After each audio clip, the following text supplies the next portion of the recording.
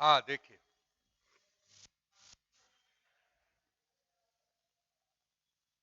भेज दिए कि नोट्स।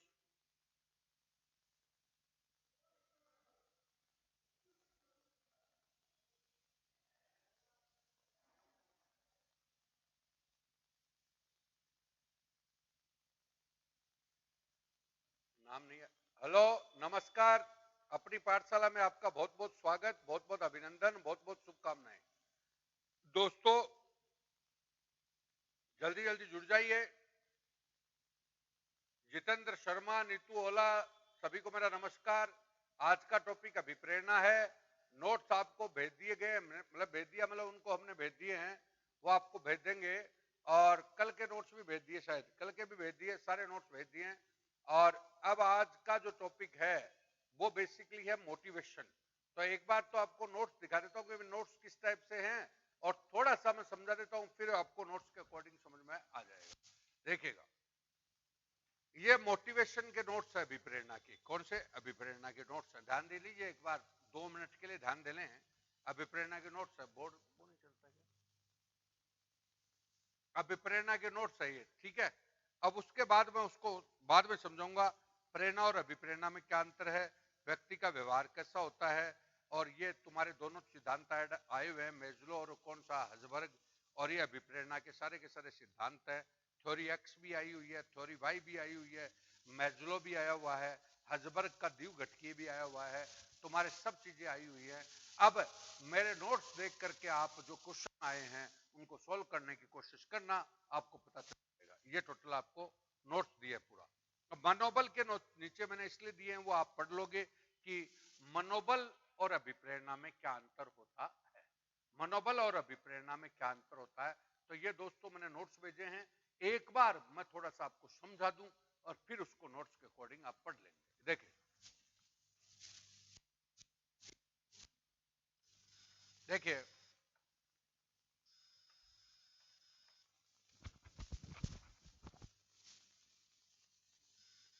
अभिप्रेरणा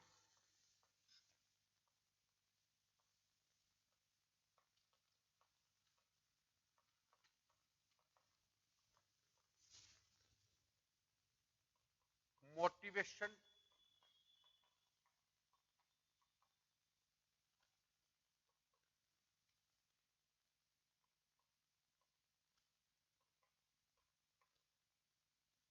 मोवियर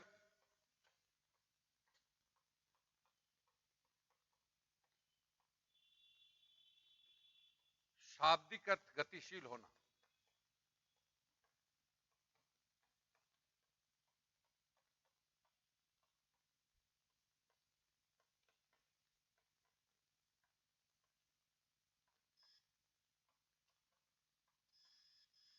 अब आइए,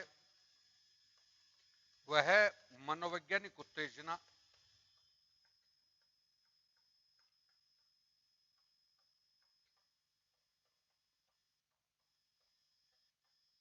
जो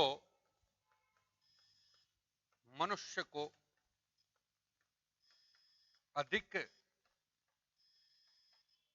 क्रियाशील बनाती है।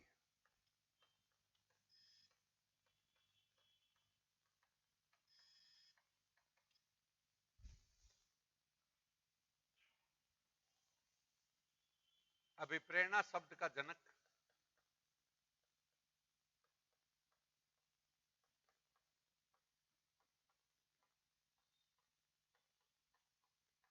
अब्राहम माज्लो।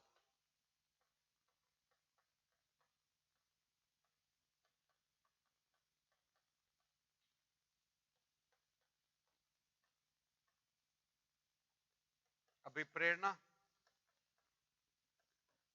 प्रेरणा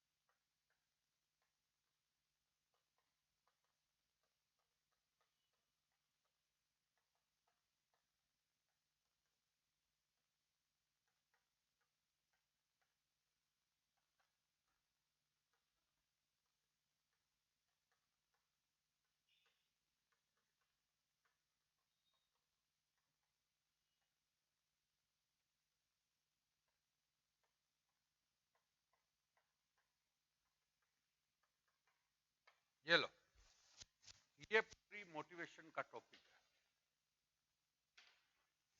देखिए पूरा मोटिवेशन का टॉपिक है। शुरू करें, धनिष का करें। सर साइकोलॉजी फर्स्ट और सेकंड पेपर के साथ आरएस में भी जरूरी तो है, ये हमारे बहुत काम की है। सर आपकी क्लास में इतनी लो वॉइस क्यों आती है? हिमांशी अग्रवाल बोल रही है, लो वॉइस क्यों आ रही है? मेरे को बताना थोड़ा सा। सभी लोग, हिमांशी कह रही है कि भाई लो वॉइस आती है मेरी क्लास में, तो थोड़ा सा सभी लोग थोड़ा सपोर्ट बताएं जिससे मैं आगे करूं। आवाज बोलो, आवाज तो मैं हिमांशी लिख ही नहीं रहा, तो लिख रहा था तो बोला ही नहीं, तो आएगी कहां से? रानी यादव, हिमांशी सर आप जो लिखा रहे हो उसको आंसर फ्रॉम में कैसे? सारे आंसर फ्रॉम ही है, सारे की सारी चीजें आंसर में ही आ जाएगी। जब आप लिखना शुरू करोगे सब आंसर में आ जाएगा। ये सारी 15 शब्द 50 वर्ड वैसे ही तो है। आगे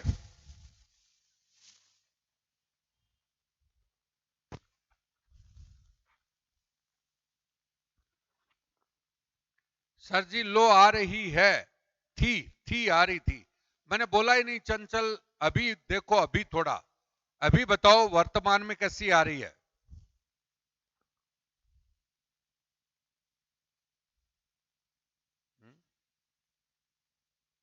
क्या नहीं बोला ना?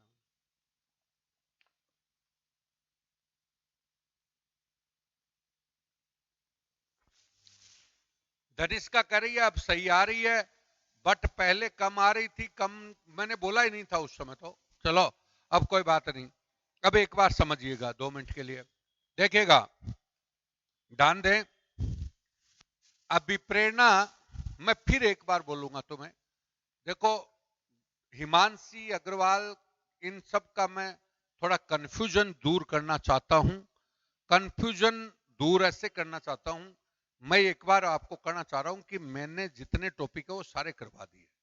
अब मैं आपको ये कहना चाह रहा हूं कि भैया तुम्हें कुछ क्वेश्चन दिए हैं और उनको तुम करो, प्रैक्टिस में लाओ कि क्या लिखोगे उसमें, समझ गए? अगर मैं लिखाऊंगा उसको रटोगे तुम। 1 तारीख से तुम्हें प्रैक्टिस में ही ला रहा हूं सारे क्वेश्चनों को, तो इनका रॉ मटेरियल तो तैयार करो, लिखोगे क्या?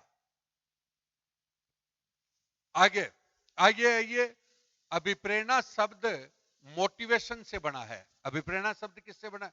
और अभिप्रेरणा शब्द अंग्रेजी का कौन सा है? मोटिवेशन।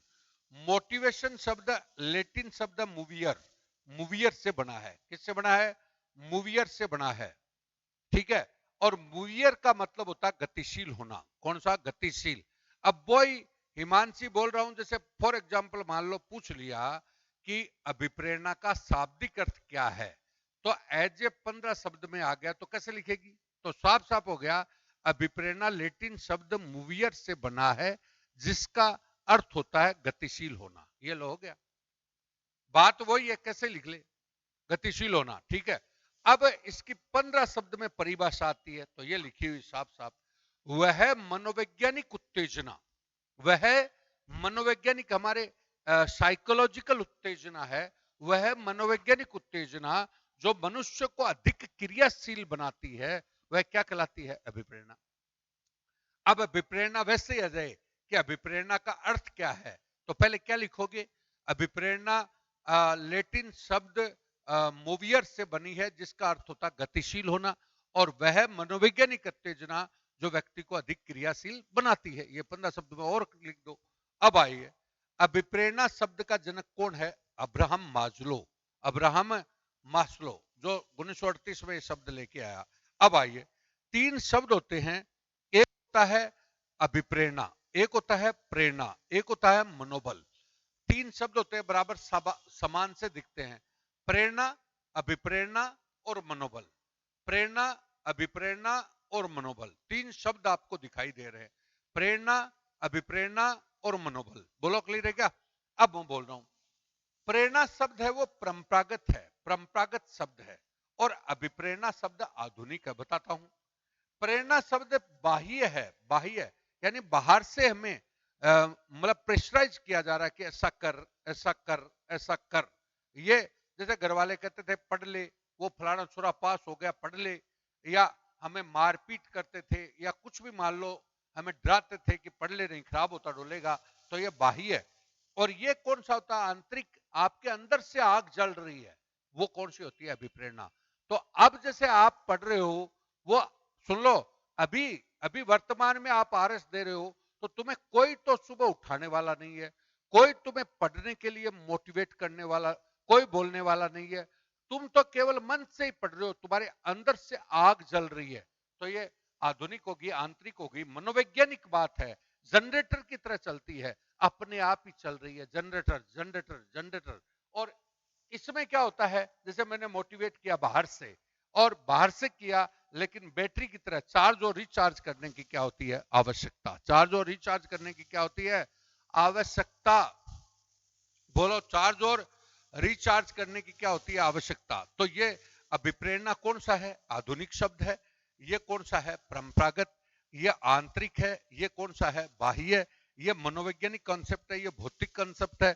ये जनरेटर की तरह काम करता है, जिसको कोई रिचार्ज और चार्ज करने की आवश्यकता नहीं होती, वो बैटरी की तरह काम करती है, जिसे चार्ज एंड रिचार्ज करने की आवश्यकता होती है। आ गया।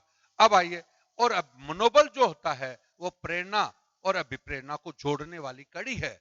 मतलब सबसे पहले हमें पिताजी के सपने याद आते हैं, पिताजी के सपने याद आते हैं, वो प्रेरणा है। कौन सा? प्रेरणा। और अंदर से हमारे आग आग लगती है कि हमें करना चाहिए, तब हमारा मनोबल बढ़ता है, और मनोबल बढ़ता तो हम 4 बजे अपने आप ही उठ जाते हैं। तो ऐसा इसको जोड़ने वाली कड़ी कौन सी है? मनोबल है। तो ये दोस्तों पूरा का पूरा आपको बताया।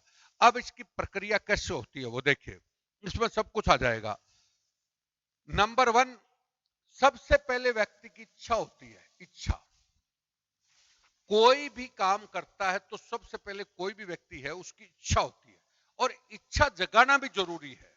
इसलिए आपने फिलोसफी में आपने पढ़ा था सुखवाद। कौन सा? सुखवाद। कि मनुष्य मूलतः स्वार्थी होता है, और उसको ऐसा होना भी चाहिए, होना भी चाहिए। मनुष्य सुख चाहता है, अतः उसको ऐसा चाहना, सुख चाहना भी चाहिए। अगर वो इच्छा ही नहीं होगी तो वो अभिप्रेरित कैसे होगा? और इच्छा किसी व्यक्ति की नहीं होगी तो ये संसार डूब जाएगा। तो सबसे पहले व्यक्ति की इच्छा होती है। इच्छा उसको उत्प्रेरक करती है। क्या करती है? उत्प्रेरक। और उत्प्रेरक उसकी आवश्यकता में क्या होता है? तब्दील होता है। आवश्यकता में क्या होता है? तब्दील। और वो आवश्यकता एक दिन उद्देश्य में तब्दील हो जाती है। तो सबसे पहले क्या हुई? बोलो। पहले सबसे पहले क्या हुई? इच्छा। इच्छा के बाद कौन सा? उत्प्रेरक। उत्प्रेरक के बाद में कौन सा? आवश्यकता। और आवश्यकता के बाद कौन सा? उद्देश्य। विनीता बोल रही है, उसको बताता हूं। International motivation, internal motivational thing, रुककर सक्सेस के चांसेस बहुत होते हैं, पर कैसे आएगी? क्या? हाँ, अब सुनिए, मैं बता रहा हूं उसको। अब देखिए, कोई भी काम देख लो आप, समझो। इच्छा सबसे पहले क्या होती है? इच्छा। मैंने क्या बोला? आपने फिलोसफी पढ़ा होगा। फिलोसफी में एक शब्द था सबसे पहले, मतलब फिलोसफी में एथिक्स जो शुरू होती है, वो सबसे पहले स्वार्थवाद से शुरू होती है, कि मनुष्य स्वार्थी होता है और उसको होना भी चाहिए।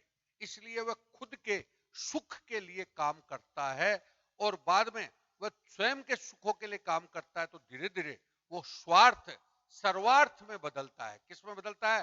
सर्वार्थ में बदलता है, सर्वार्थ में बदलता है, और वह सर्वार्थ से उपयोगितावाद बन जाता है। वहां पर हमने बताया था, तो मनुष्य की इच्छा होनी चाहिए। इच्छा होगी तो ही वो क्या होगा? मतलब उत्प्रेरक होगा, और उसकी आवश्यकताएं होंगी। बोलो, क्लियर है क्या? अब मैं बोल रहा हूं, छोटा सा उदाहरण दूंगा, आपको समझ में आएगा।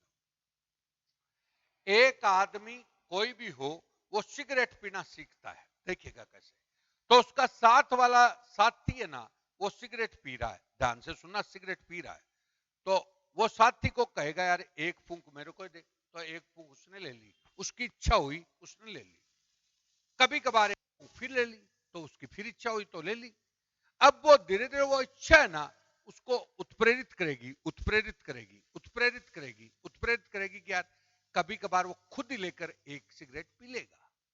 पी ली, एक सिगरेट पी धीरे धीरे, और धीरे धीरे उसकी आवश्यकता बनती जाएगी। वो सिगरेट उसको मिलनी ही चाहिए, ऐसी उसकी आवश्यकता बनती जाएगी और एक दिन वो चेन स्मोकर बन जाएगा और वो उसके जीवन का उद्देश्य बन जाएगा। कोई भी चीज को जोड़ सकते हो, जैसे फॉर एग्जाम्पल तुम आरएस की तुमने इच्छा की कि मेरे को भी आरएस देना चाहिए, देखते हैं कैसे होती है। अब आरएस आपने देने के लिए उत्प्रेरक हुए, अब उत्प्रेरक के बाद आपकी प्रिय हो गई तो आपके लिए एक आवश्यकता बन गई, और अब प्रिय होने के बाद आपको ऐसे लगेगा मेरे जीवन का उद्देश्य ये है, तो लास्ट में आपके उद्देश्य बन जाएगा, व्यक्ति रात दिन उसके पीछे पड़ जाएगा। आ गया क्या समझ में? मेरी बात क्लियर है क्या? ये प्रोसेस चलती है हर चीज पे। आ गया? जब पहले नन्हे बच्चे थे तो खेलने का मन करता था, पढ़ाई का कम था। क्यों? क्यों? फिर बताता हूं। पहले इसीलिए बच्चों को जब बौद्धिक स्तर कम होता है तो मां बाप बाहर से प्रेरित करता है, बाहर से।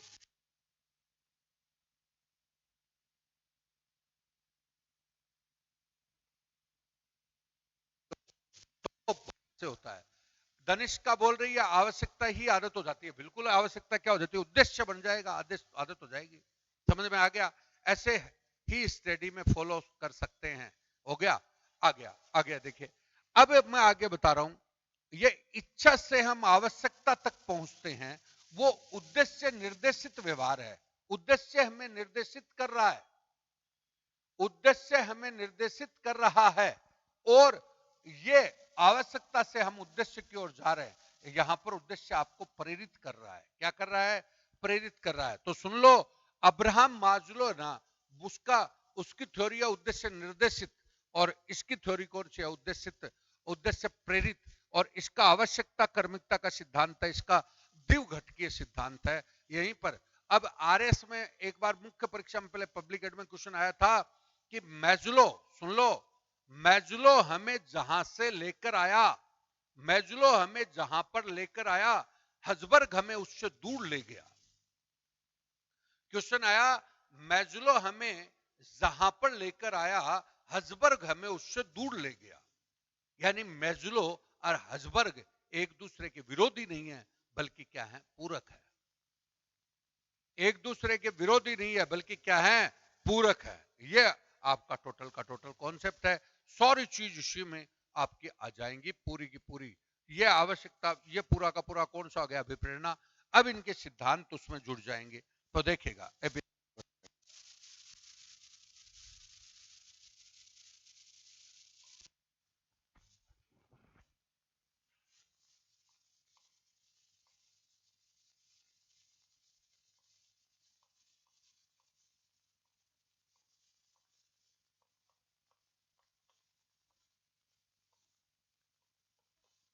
आवश्यकता कर्मिकता सिद्धांत।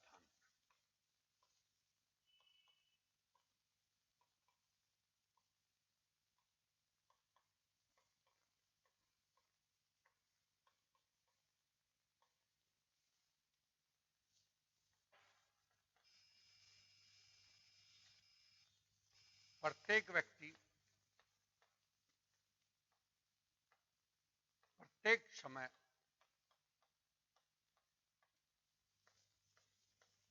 अभिप्रेरण की अवस्था में रहता है।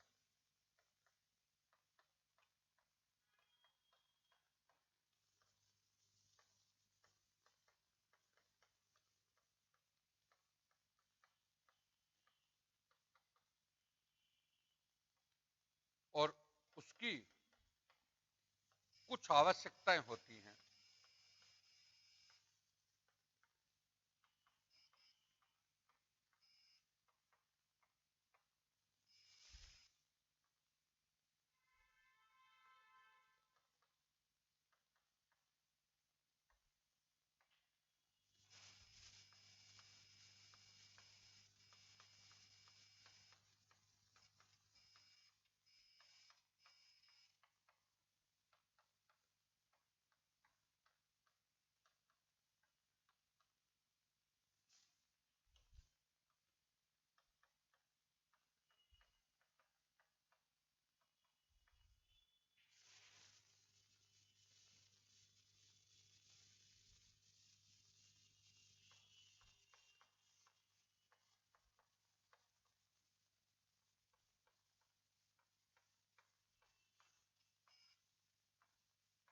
कर्मिकता के अनुसार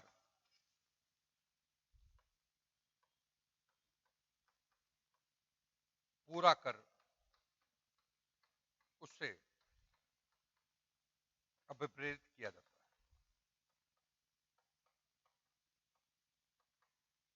जा सकता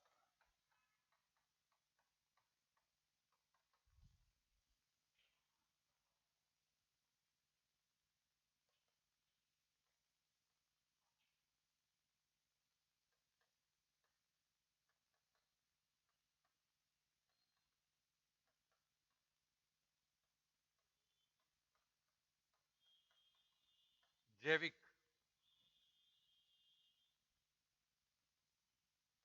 सुरक्षा, आत्मसम्मान,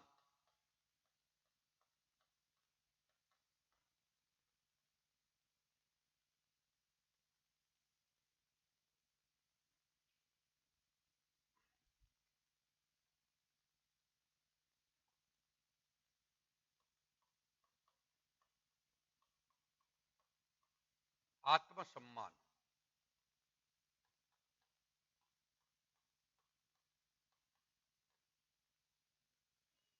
और आत्मसंतुष्टि।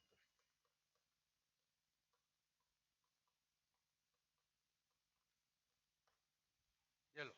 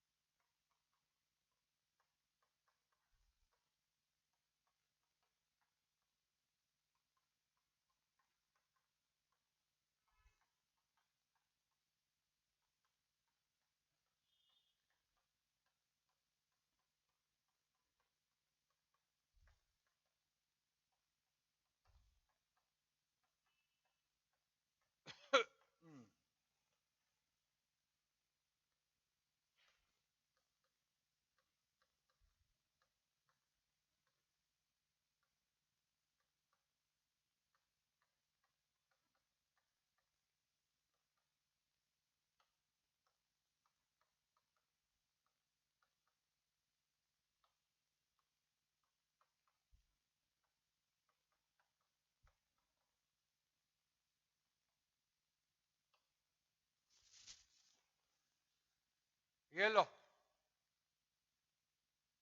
पर बीच बीच में डिस्ट्रैक्टेड हो जाते हैं, विथ फैमिली क्या करें वो भी बताएंगे आपको। अभी चीजें वो सब चीजें होता है। पूरक होना मतलब एक दूसरे के विचारों के विरुद्ध होना। नो, पूरक होना एक दूसरे के बिना संभव नहीं है।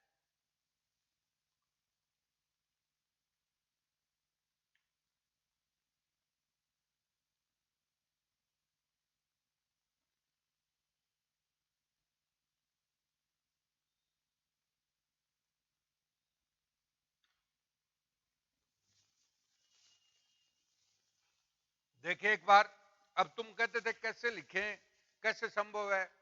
50 वर्ड में आ गए तो यही लिख दिया, और ज्यादा बड़ा आ गया तो ये सारा लिख दिया, आलोचना भी आ जाएगी। 15 वर्ड में आ गया तो केवल आवश्यकताएं लिख दी। आया हुआ क्वेश्चन भी है, आज मेरे क्वेश्चन भी आपको भेजे हुए हैं, सब चीजें क्वेश्चन करके भी देखना, नोट्स भी देखना, समझ में आएगा सब चीजें।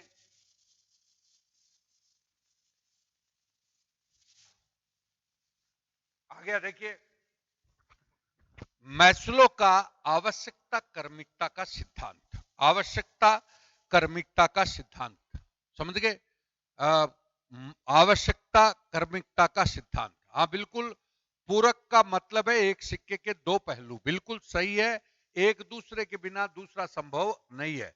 यानी इसीलिए तो आपको बताया कि अब्राहम मेज्लो उद्देश्य निर्देशित व्यवहार करता है और हजबर्ग उद्देश्य प्रेरित करता है। कौन सा? उद्देश्य प्रेरित, समझ गए? उद्देश्य प्रेरित व्यवहार करता है, दोनों बातें आ रही हैं। हो गया उद्देश्य निर्देशित और उद्देश्य प्रेरित, एक उसका बेस तैयार करता है, एक उसको आगे ले जाता है। इसलिए क्वेश्चन आया कि मैज्लो हमें जहां लेके आया, हजबर्ग हमें उससे दूर ले गया। धनिष का करे आत्मसिद्धि, बिल्कुल कह सकते हैं, कह सकते हैं, लेकिन इसमें आलोचनात्मक व्याख्या आएगी। आवश्यकता कर्मिकता सिद्धांत देखिए क्या बोल रहा है। प्रत्येक व्यक्ति प्रत्येक समय अभिप्रेरण की अवस्था में रहता है, प्रत्येक व्यक्ति प्रत्येक समय अभिप्रेरण की अवस्था में रहता है, यानी प्रत्येक व्यक्ति हर समय मोटिवेशन की अवस्था में रहता है। उसकी मोटिवेशन की मात्रा कम ज्यादा हो सकती है, लेकिन रहते सभी हैं, रहते सभी हैं। मोटिवेशन की मात्रा कम ज्यादा हो सकती है, लेकिन मोटिवेट रहते सभी हैं। आ गया, और आगे कह रहा है और उसकी कुछ आवश्यकताएं, प्रत्येक व्यक्ति की कुछ आवश्यकताएं भी होती हैं। वो मोटिवेशन की अवस्था में भी रहता है और उसकी आवश्यकताएं भी होती हैं। आवश्यकताएं वो आधारभूत होती है, सुरक्षा होती है, सामाजिक होती है, आत्मसम्मान होती है, आत्मसंतुष्टि, जिसे हमें पहचान कर और उसको कर्मिकता के साथ पूरा किया जाए, कर्मिकता के साथ पूरा किया जाए बल क्रम से, तो वो उसे अभिप्रेरित किया जा सकता है। ये बात कौन कह रहा है? अब्राहम मेज्लो कह रहा है, अब्राहम मेज्लो ये बात कह रहा है। दोस्तों बोलो, क्लियर है क्या?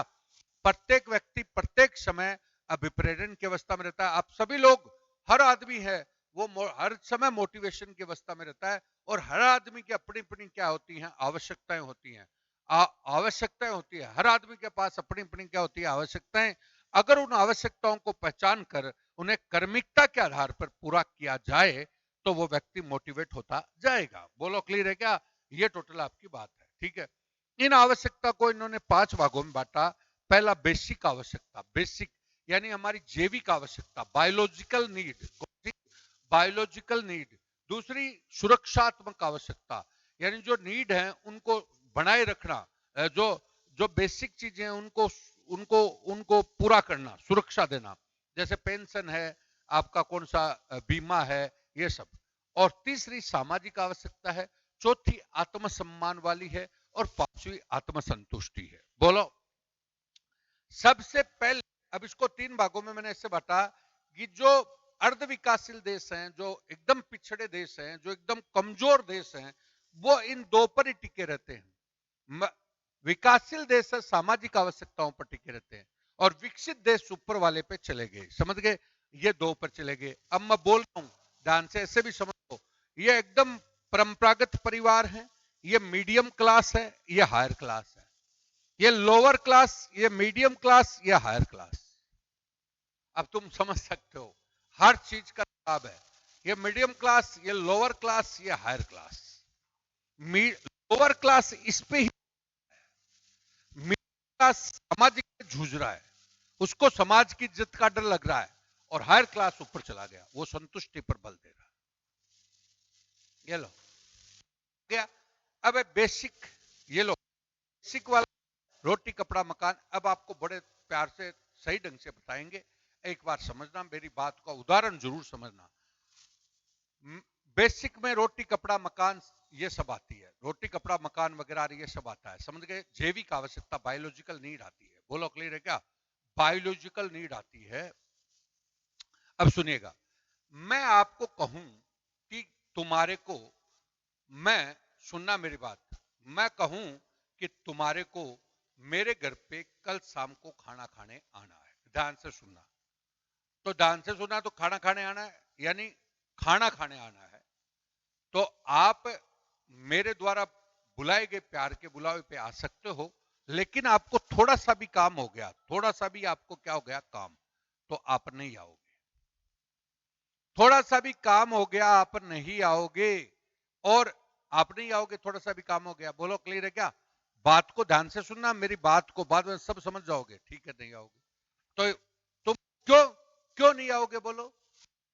है ना, तुम्हें रोटी कपड़ा मकान मिल रहा है, आप रोटी या खाना खाने के लिए मेरे से मोटिवेट नहीं हो रहे, नहीं हो रहे।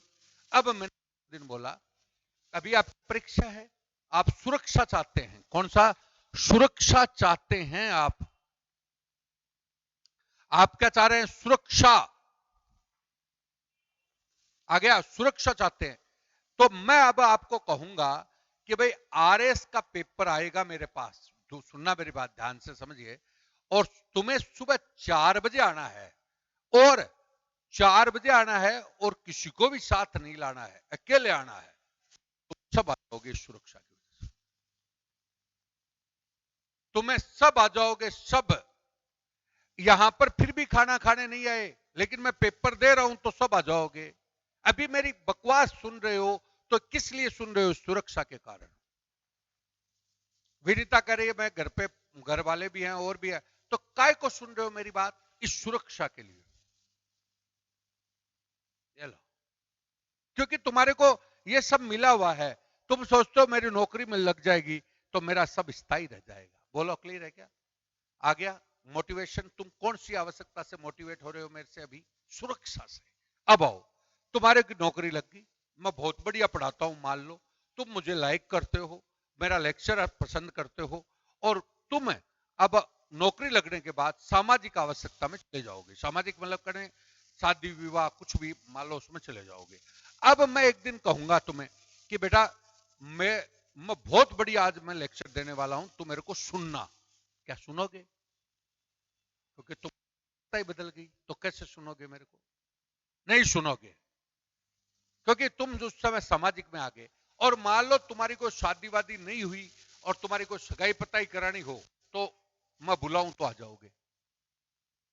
सामाजिक आवश्यकता, कौन सा?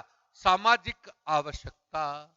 अब सुनो, तुम्हारी शादी वादी भी हो गई, सब कुछ हो गया, सब सामाजिक में को भी जी लिया, अब तुम्हें आत्मसम्मान चाहिए। कौन सा? आत्मसम्मान चाहिए। आत्मसम्मान का मतलब मैं बुलाऊं कि मैं लेक्चर दिला रहा हूं, क्या आओगे? नहीं आओगे। मैं कहूंगा तुम पास हो गए, मैं तुम्हें बिड़ला बिड़ला ऑडिटोरियम में तुम्हारा प्रोग्राम करवाना चाहता हूं, और मुख्यमंत्री साहब को बुलाऊंगा और तुम्हें उनके हाथों सम्मानित कराऊंगा, तो तुम आ जाओगे?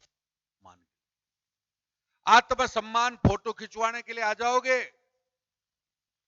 अब है आत्मसंतुष्टि। आत्मसंतुष्टि की कोई परिभाषा नहीं है, यहीं पर इसकी आलोचना हुई है। मनुष्य एक असंतुष्ट भेड़िया है जो कभी भी संतुष्ट नहीं होता। मनुष्य एक असंतुष्ट भेड़िया है जो कभी भी संतुष्ट नहीं होता। संतुष्टि पर ही कौन काम करेगा? हजबर काम करेगा।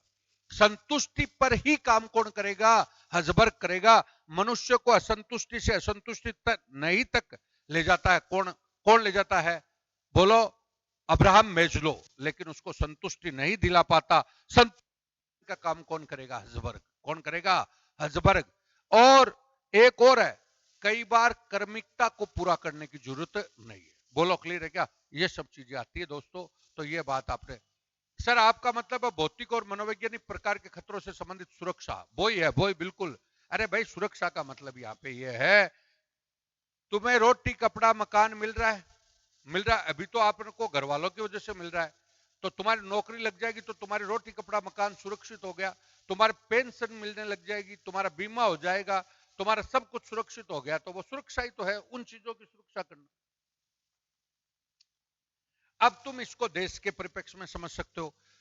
विकासशील मतलब लोअर लोग है ना, लोअर मतलब लोअर ना, लोअर लोग, लोअर वो केवल बेसिक पर ही जुड़ रहे हैं कि मेरी नौकरी लग जाए, नौकरी लग जाए, नौकरी लग जाए, बस उस पर ही जूझ रहे हैं।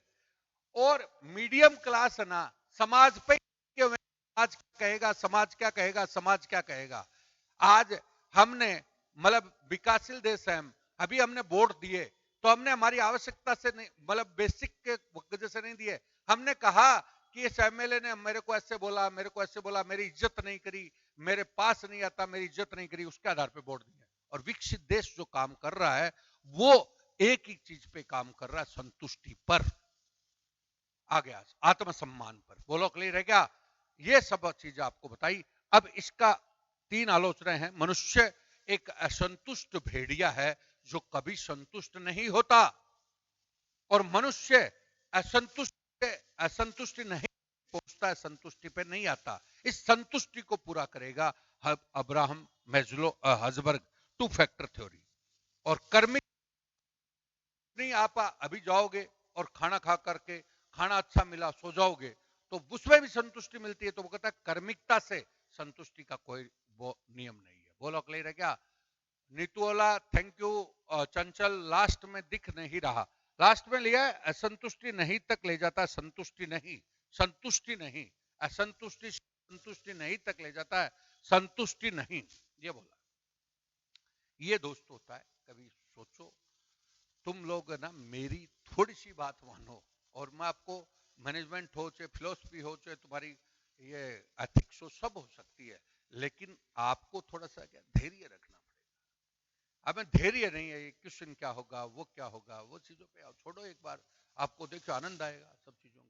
देखिए तो ये कौन सा हो गया, हर्ट्जबर्ग की टू फैक्टर, सॉरी कौन सा थ्योरी होगी, मैस्लो। ठीक है, बीच में रुकती है आवाज। अरे धनिष्क का करिए, बीच में आवाज रुकती है, रुकती है क्या? थोड़ा सा बताओ जिससे मैं सुधार करवाऊं थोड़ा। ये लो,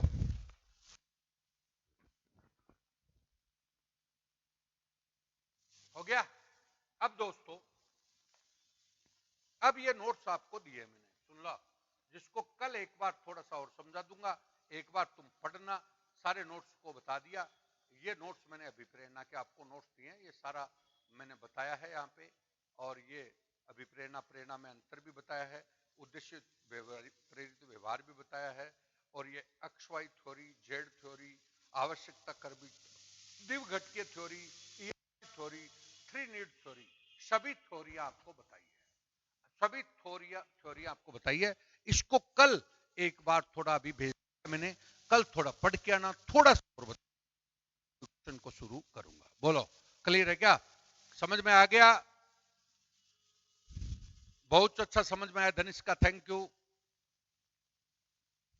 हो गया, समझ में आ गया। उस तरफ क्या है आज? उस तरफ आज मैं थोड़ा थका हुआ हूँ, ऑफिस में लेट मीटिंग थी तो मैं थक गया।